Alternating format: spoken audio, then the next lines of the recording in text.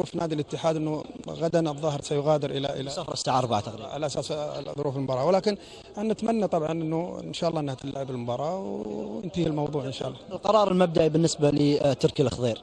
اتصور انه ان شاء الله يعني بيلعب.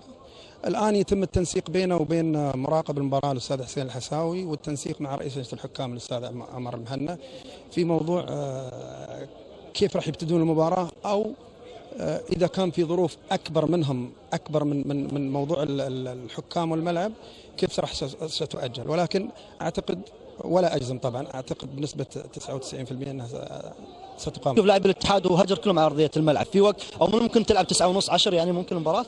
انت ذكرت عشان المباراه ما تهم يعني نتيجتها لا تهم فرق ثانيه فممكن تتاخر شوي، لكن في نفس الوقت الحكم هو صعب نبدل فيه، اللاعبين يبدلون فيه ملابسهم، الارضيات كلها ماي والغرف كلها مليانه بالماء، فلعل احنا نستعين بالمنصه غرفه كبار الشخصيات خلوا يبدلون فيها.